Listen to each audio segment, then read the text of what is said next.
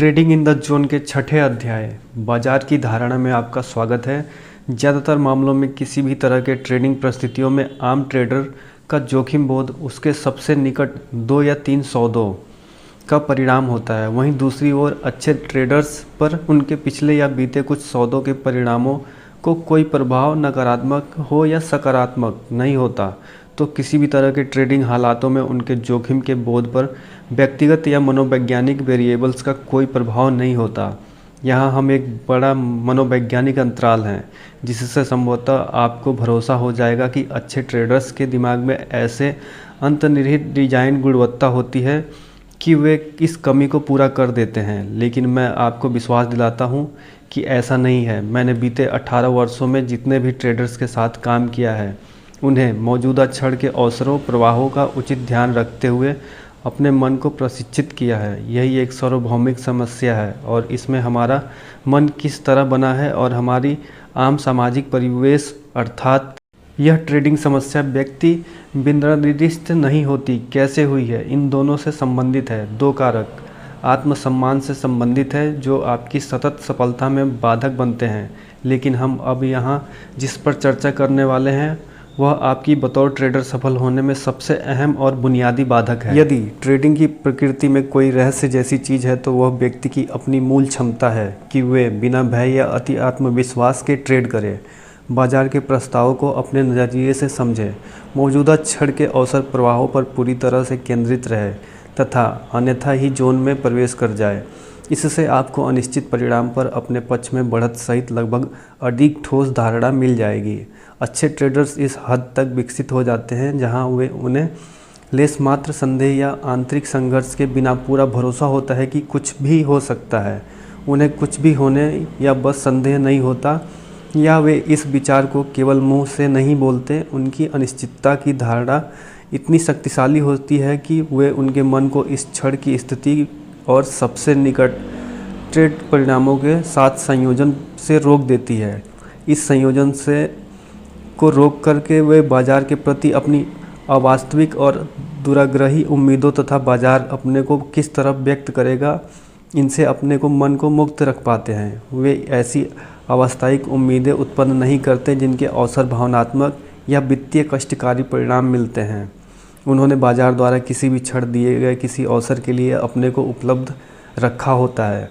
अपने को उपलब्ध रखना वह नज़रिया है जिससे आप समझ पाते हैं कि आपको जो प्रस्ताव मिल रहे हैं उनके मुकाबले आपको जिस झांसे से सूचना मिल रही है वह बहुत सीमित है। हमारा मन हमें किस क्षण मिले हर एक अवसर को अपने आप नहीं समझता। अध्याय 5 का बच्चे और कुत्ते वाला प्रसंग इसका आदर्श उदाहरण है। किस तरह सत्य का हमारा अपने संस्करण ही हमारी तरफ लौट कर आता है।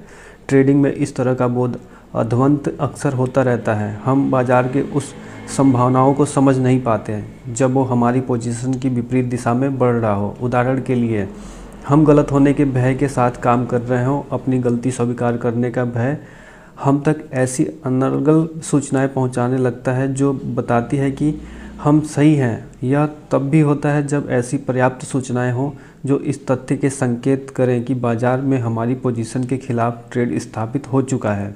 बाजार का ट्रेंड बाजार के व्यवहार का ऐसा विभेद है जिसे हम आसानी से समझ सकते हैं, लेकिन यह विभेद तब सहज ही अदृश्य हो जाता है जब हम भयग्रस्त होकर काम कर रहे हों। वह ट्रेड और उस ट्रेड की दिशा में ट्रेड करने का अवसर हमें तब दिखाई नहीं देते जब तक हम उस सौदे से बाहर नहीं हो जाते। इसके अलावा ऐसे भी अवसर होते हैं जिन्हें हम देख नहीं पाते क्योंकि हमने वह विभेद करना नहीं सीखा जिससे हम उन्हें समझ सकें।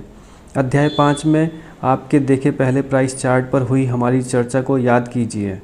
हमने अभी जो नहीं सीखा है वो हमें दिखाई नहीं देता और वो तब तक नहीं दिखता जब तक ऊर्जा परिवर्तन के लिए अपना मन नहीं खोल लेते।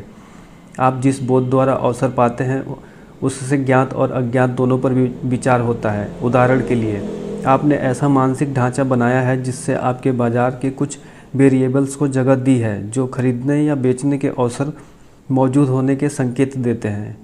यह आपकी बढ़त और ऐसी चीज़ है जो आपको पता है, हालांकि आपको ठीक से पता भी नहीं कि आपके वेरिएबल्स इस पैटर्न को कैसे पहचानते हैं। अपने को उपलब्ध रखने के बोध से आपको ज्ञात होता है कि आपकी बढ़त ने सफलता की संभावनाओं को आपके पक्ष में रखा है। लेकिन उसी वक्त आप इस तथ्य को पूरी तरह स्वीकार करते हैं कि आपको नहीं पता कि किस सौदे से कैसा परिणाम मिलने वाले हैं।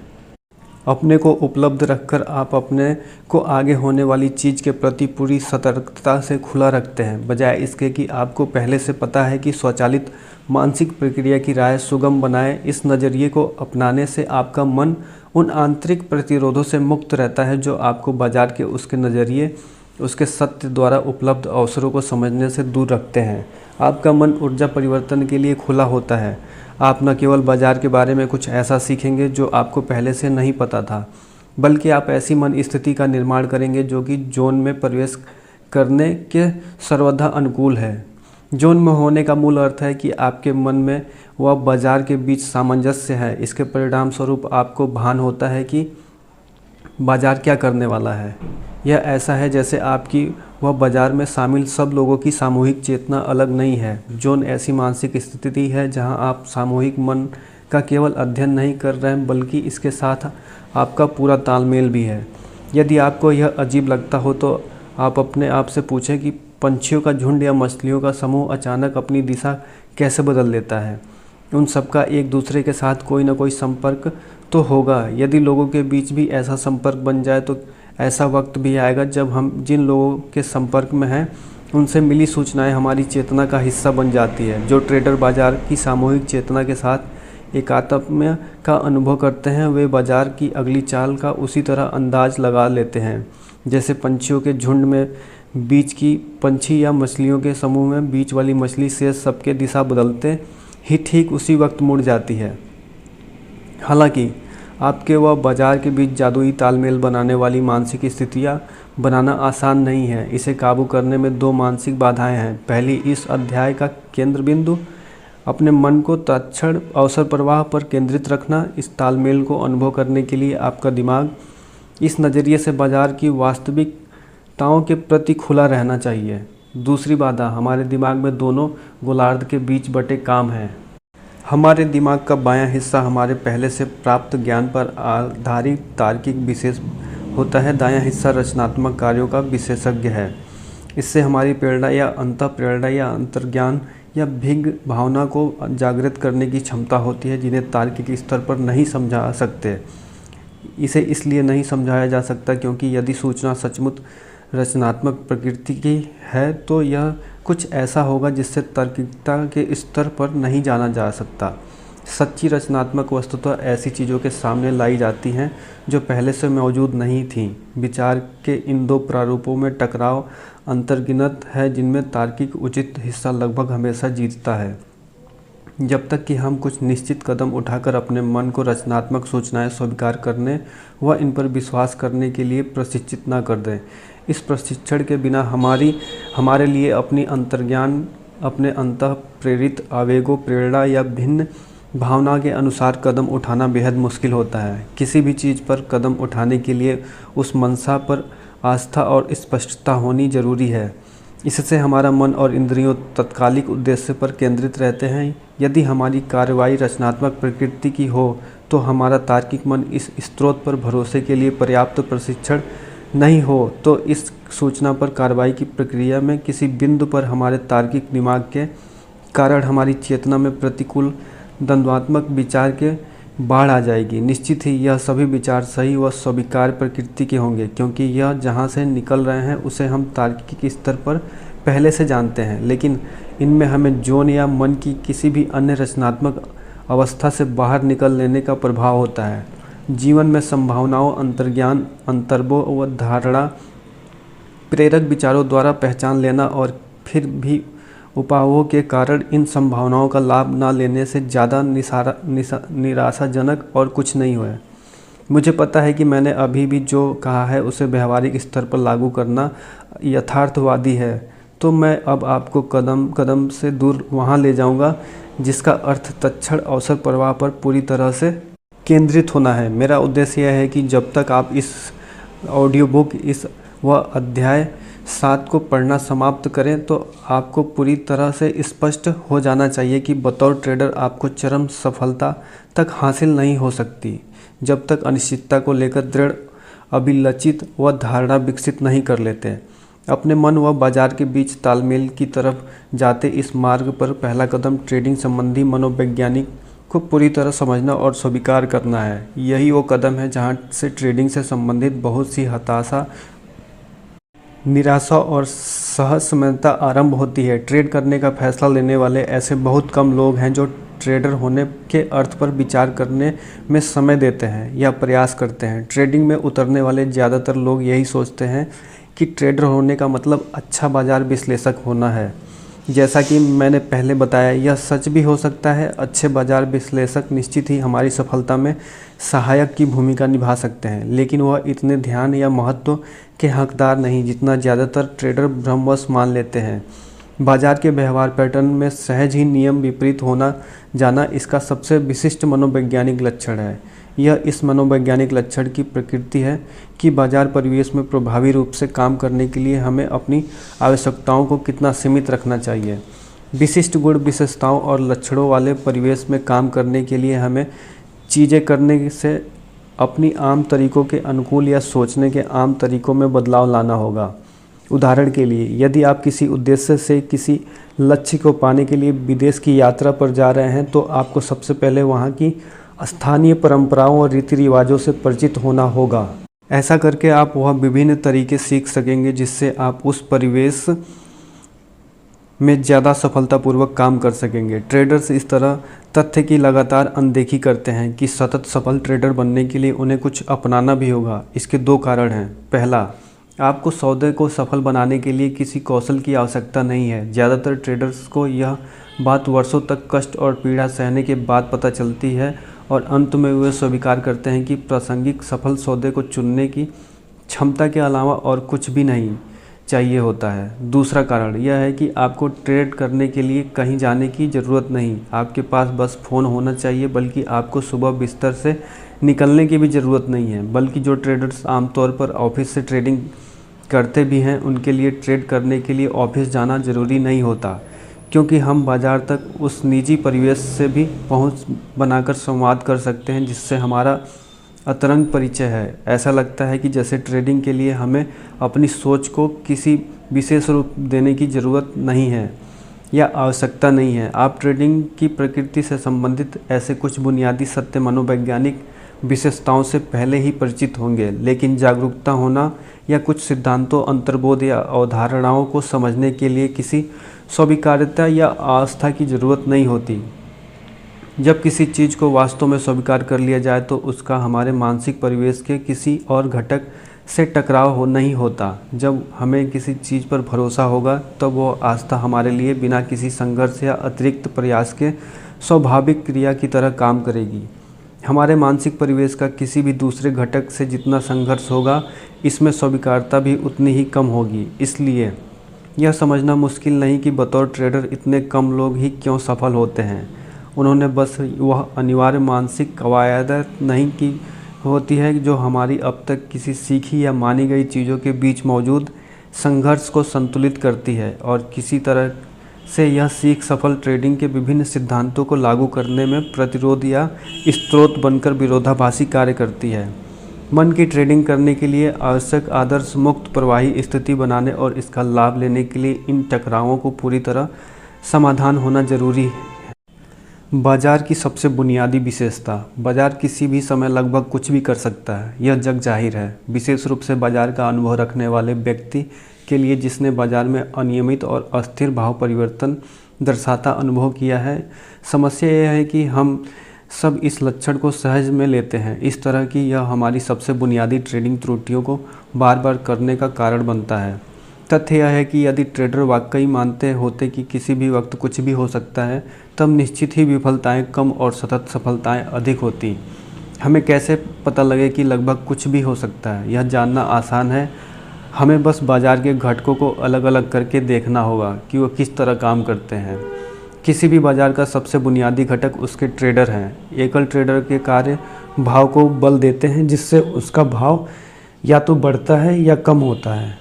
ट्रेडर ज़्यादा या कम भाव क्यों लगाते हैं? इस सवाल का जवाब देने के लिए हमें वह कारण स्थापित करने होंगे कि लोग ट्रेड क्यों करते हैं। किसी भी व्यक्ति के बाजार में ट्रेड की प्रेरणा के लिए बहुत से कारण और उद्देश्य हो सकते हैं। फिर भी इसे दर्शाने के लिए हमें उन सभी आधारभूत कारणों को जानना जरूरी नहीं जो किसी भी ट्रेडर को इस कार्य के लिए विवश करते हैं, क्योंकि अंत में इन सब का एक ही कारण व उद्देश्य होता है, धन कमाना। हमें यह पता है क्योंकि ट्रेडर केवल दो काम, खरीदना या बेचना ही कर सकते हैं, और हर सौदे केवल दो संभावित परिणाम, मुनाफा या घाटा हो सकते हैं। इसलिए मुझे लगता है कि हम सहज अनुमान लगा सकते हैं कि व्यक्ति भले ही किसी भी कारण ट्रेडिंग करे, मूल बात यह है कि उसे केवल मुनाफा कमाना है, और यह मुनाफा केवल दो तरीके से कमाया जा सकता है, या तो सस्ता खरीदो और महंगा बेचो, या महंगा बेचो और सस्ता खरीदो।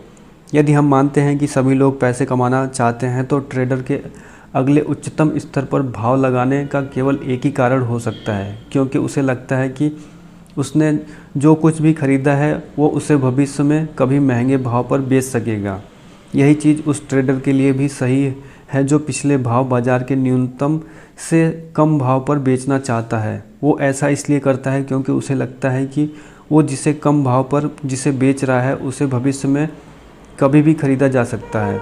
यदि हम भाव की चाल पर बाजार के व्यवहार को देखें, और यदि भाव की चाल उन ट्रेडर्स के काम का नतीजा हो जो भाव को बढ़ाना या कम करना चाहते हैं, तो हम कह सकते हैं कि भाव की हर चाल बाजार का व्यवहार ट्रेडर की भविष्य को लेकर सोच का परिणाम है। और स्पष्ट कहूँ तो सभी भाव गतिविधियाँ एकल ट्रेडर्स के उच्च व न्यून संबंधी विचारों का परिणाम है।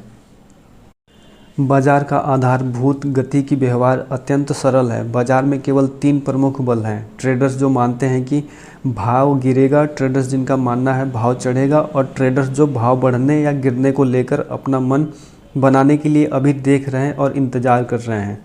तकनीकी रूप से तीसरा समूह सबसे ताकतवर है। किसी भी ट्रेडर के भाव बढ़ना या घटने के समर्थन में दिए कारण आमतौर पर अप्रासंगिक होते हैं, क्योंकि ज़्यादातर लोग गैर अनुशासित, अव्यवस्थित, हड़बड़ाहट और अक्रमिक तरीके से ट्रेड करते हैं।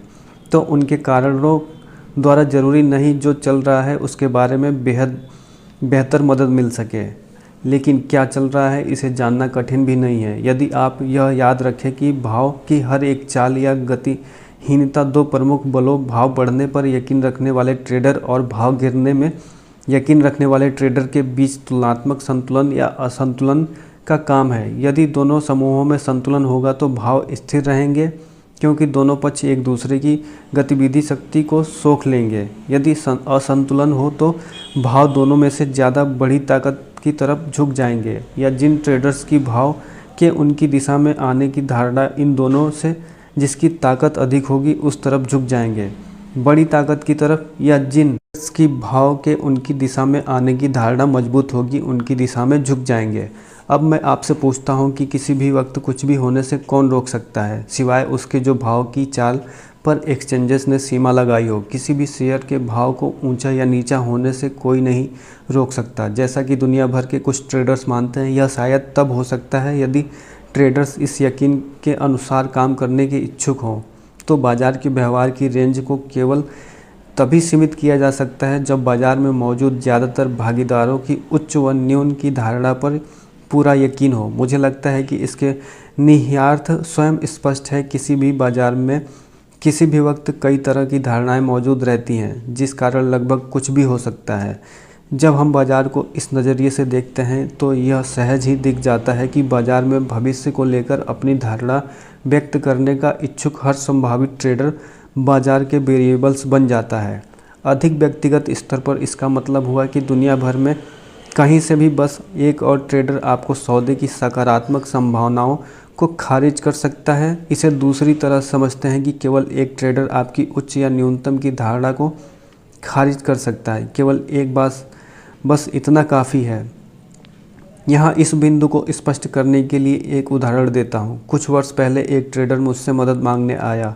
वो बहुत अच्छा बाजार विश्लेषक था, बल्कि मैंने अब तक उसके बेहतर कोई नहीं देखा। लेकिन वर्षों की हताशा जिस दौरान वो अपना सारा और बहुत से दूसरे लोगों का भी धन गंवा बैठा। अब आखिरकार उसने मान लिया था कि बतौर ट्रेडर वो अभी अधूरा ही था।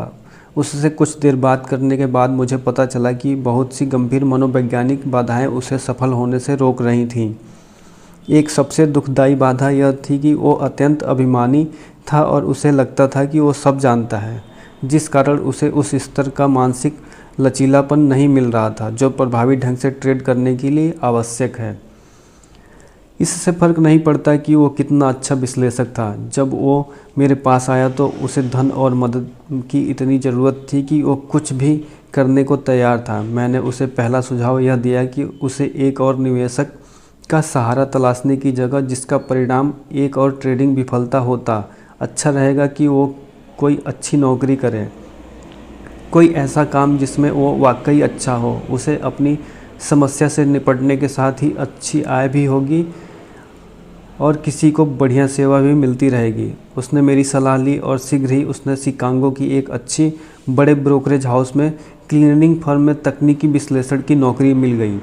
उस ब्रोकरेज फर्म के बोर्ड के सेवानिवृत्त होने के वाले चेयरमैन लंबे समय से ट्रेडर थे और उन्हें Chicago board of the trade में ग्रेन प्रीटर्स में 40 वर्ष का अनुभव था। उन्हें तकनीकी विश्लेषण के बारे में ज़्यादा जानकारी नहीं थी क्योंकि उन्हें फ्लोर पर धन कमाने के लिए इसकी कभी ज़रूरत नहीं पड़ी, लेकिन अब वो फ्लोर पर ट्रेड नहीं करते थे और उन्हें स्क्रीन द्वारा ट्रेडिंग बेहद मुश्किल और काफ़ी कुछ रहस्यमय लगता था। तो वे ट्रेडिंग के दिन फर्म में नए स्टार तकनीकी विश्लेषण को अपने साथ बिठाते थे जो उन्हें तकनीकी ट्रेडिंग सिखा सके। इस नए आय कर्मचारी ने इतने अनुभवी और सफल ट्रेडर को अपनी क्षमता दिखाने की इस अवसर को फौरन लपक लिया।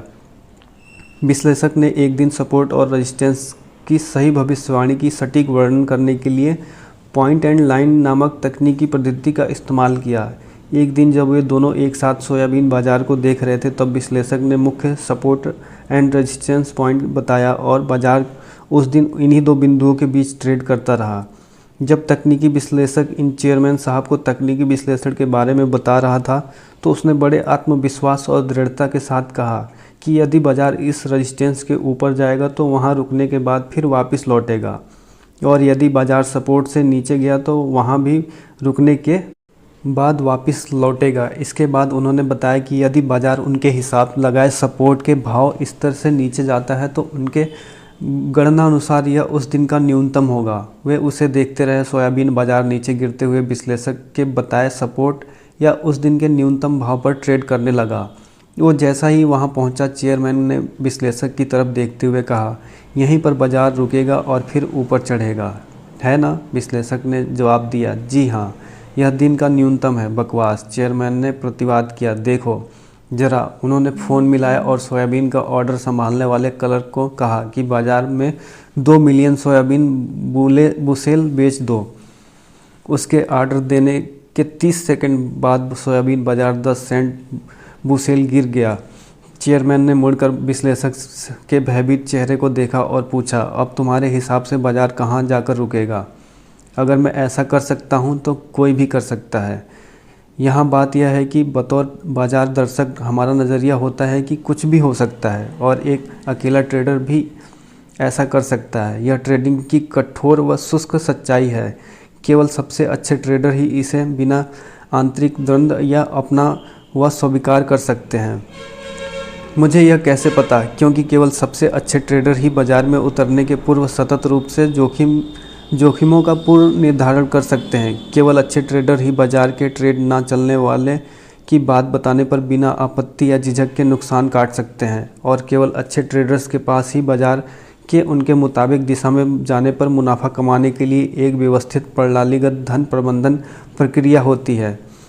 अपने जोखिम की पहले से पहचान ना करना, अपना नुकसान ना काटना या व्यवस्थित मुनाफा ना कमाना आपसे होने वाली 3 सबसे आम तौर पर सबसे महंगी गलतियां होती हैं। केवल अच्छे ट्रेडर ही इन ट्रेडिंग त्रुटियों को दूर कर सकते हैं।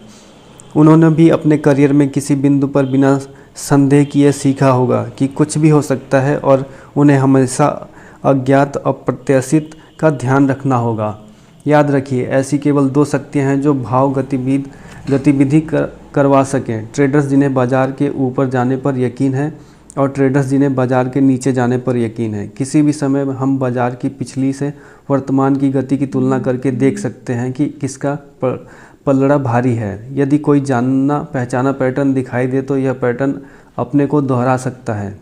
यह हमारे लिए संकेत है कि बाजार किस तरफ बढ़ रहा है। यह हमारे लिए बढ़त है, कुछ ऐसा है जो हमें पता है, लेकिन ऐसा भी बहुत कुछ है जो हमें नहीं पता, और इसे हम तब तक नहीं जान सकते जब तक दिमाग पढ़ना नहीं सीख लेते। जैसे कि क्या हमें पता है कि इस वक्त कितनी ट्रेडर्स बाज़ार में घुसने के लिए मौके की ताक में हैं? क्या हमें पता है कि उनमें से कितने खरीदना चाहते हैं और कितने बेचना चाहते हैं? वो कितनी संख्या में शेयर खरीदना या बेचना चाहते हैं? उन ट्रेडर्स का क्या जिनकी भागीदारी पहले से ही मौजूद भाव को प्रभावित कर रही है? उनमें से कितने लोग किसी भी समय अपना मन बदलकर पोजीशन से एग्जिट कर सकते हैं? यदि उन्होंने ऐसा किया तो वे कितनी देर तक बाज़ार से बाहर रहेंगे, और यदि जब तक वे बाज़ार में लौटेंगे तो उनका रुझान किस दिशा में रहेगा? यह सतत कभी समाप्त न होने वाले अज्ञात और छिपे हुए वेरिएबल्स हैं जो बाज़ार में हमेशा काम करते रहते हैं। हमेशा अच्छे ट्रेडर्स इन अज्ञात वेरिएबल्स की मौजूदगी की अनदेखी करके इनसे बचने का प्रयास नहीं करते, ना ही वे बाज़ार में विश्लेषक के माध्यम से इनके लिए सतर्क या दलील देते हैं। इसके विपरीत अच्छे ट्रेडर्स इन वेरिएबल्स पर ध्यान देते हुए उन्हें अपनी ट्रेडिंग पद्धति के कारण के रूप में घटक बनाते हैं। आम ट्रेडर्स इससे बिल्कुल उलट करता है। वो इस नज़रिए के साथ ट्रेड करता है कि उसे जो दिखाई सुनाई या महसूस नहीं हो रहा वो मौजूद नहीं है। उसके इस व्यवहार का क्या स्पष्टीकरण हो सकता है? यदि उसे इन छिपे वेरिएबल्स के मौजूदगी पर सचमुच यकीन है जिनमें किसी भी समय भाव को प्रभावित करने की संभावना है, तो उसे इस पर यकीन करना होगा कि ट्रेडर का परिणाम अनिश्चित होता है, और यदि ट्रेड का परिणाम सचमुच अनिश्चित होता है तो फिर उसका जोखिम को पूर्व निर्धारित नहीं करना, नुकसान काटने या मुनाफा कमाने की व्यवस्थित पद्धति ना होने को सही कैसे ठहराया जा सकता है? इन परिस्थितियों को देखते हुए इन 3 बुनियादी सिद्धांतों पर ध्यान ना देना वित्तीय और भावनात्मक आत्महत्या करने के बराबर है। चूँकि ज़्यादातर ट्रेडर इन सिद्धांतों पर ध्यान नहीं देते, तो क्या हम मान सकते हैं कि उनका ट्रेडिंग करने की वास्तविक आधारभूत प्रेरणा अपना विनाश करना है? ये भी संभव है, लेकिन मुझे पता लगता है कि जाने अनजाने अपने धन से पीछा छुड़ाने या अपने को चोट पहुंचाने वाले ट्रेडर्स बहुत कम हैं। तो यदि वित्तीय आत्महत्या उनका प्रमुख उद्देश्य नहीं है, तो व्यक्ति ऐसा कुछ क्यों नहीं करना चाहेगा जिसमें समझदारी हो?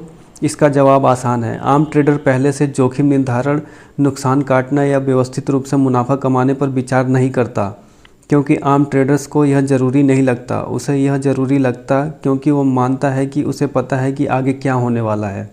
जो उसे फ़िलहाल जो हो रहा है उसकी समझ पर आधारित होता है। यदि उसे पहले से पता हो कि क्या होने वाला है तो उसके लिए इस सिद्धांत पर ध्यान देना ज़रूरी नहीं है। उसे पता होना को मानना, कल्पना करना या सोचना उससे होने वाली लगभग हर संभावित ट्रेडिंग त्रुटि का कारण बन सकता है। इसमें वह त्रुटियां शामिल नहीं हैं जो उनकी मुनाफा कमाने वाली पात्रता पर यकीन न होने का परिणाम होंगी। हमारा यही किसी चीज़ के सत्य व वास्तविक होने का यकीन एक अति शक्तिशाली आंतरिक बल है। यह हमारे बाजार के साथ संवाद, नज़रिए, व्याख्या, निर्णय, कार्य और उम्मीदों के व परिणाम के प्रति हमारी अनुभूति को नियंत्रित करता है। हम जिसे सच मानते हैं उसके खिलाफ काम करना बेहद मुश्किल होता है। कुछ मामलों में यकीन की ताकत के अनुसार धारणा की दृढ़ता का उल्लंघन करने वाला कुछ भी करना लगभग असंभव हो जाता है। आम ट्रेडर को एहसास नहीं होता कि उसे एक आंतरिक तंत्र की आवश्यकता है जो ऐसी शक्तिशाली धारणा हो जो उसे बाजार को इस तरह समझने के लिए लगभग विवश कर दे जो ज़्यादातर से ज़्यादा स्पष्टता के साथ लगातार विकसित होती रहे। यह उसे मनोवैज्ञानिक स्थिति तथा भाव गतिविधि की प्रकृति को ध्यान में रखते हुए हमेशा सही काम करने के लिए भी विवश कर सकते हैं। वह जो उससे सभी प्रभावी और कार्यशाली ट्रेनिंग धारणा बना सकता है वह है कि कुछ भी हो सकता है। इसके सत्य होने का तथ्य उसकी ऐसी ही धारणा और रवैयों को बनाने में मौजूद नींव काम करेगा जो उसके सफल ट्रेडर बनने के लिए ज़रूरी है। इस धारणा के बिना आमतौर पर उनका मन स्वतः ही सचेत जागरूकता रहित हो जाएगा जो उसे ऐसी हर सूचना से बचने, रोकने या दलील देने के कारण बनेगा जो इसे यह संकेत देती है कि बाजार कुछ ऐसा कर सकता है जिसके उसे संभावना नहीं थी। यदि वो कुछ भी होने पर यकीन रखेगा तब उसके मन में बेचने का ख्याल नहीं आएगा, क्योंकि इस भी कुछ भी समय कुछ आ सकता है। यह धारणा उसके बोध पर ऐसी विस्तारक बल के रूप में काम करेगी जिससे वह ऐसी सूचना हासिल कर सकेगा जो अन्यथा उसे अदृष्ट रहती है। सार के रूप में कहे तो अपने आप को बाजार के नज़रिए से मौजूद संभावनाओं से अधिक को स्वीकार करने के लिए तैयार कर सकेगा। सबसे ज़रूरी, कुछ भी हो सकने का की धारणा को स्थापित करके वो अपने मन को संभावनाओं पर विचार करने के लिए प्रशिक्षित कर सकता है। यह लोगों के समझने योग्य और उनकी मानसिक व्यवस्था के साथ प्रभावी एकीकरण के लिए अब तक के सबसे सारभूत के साथ सबसे कठिन सिद्धांत भी है।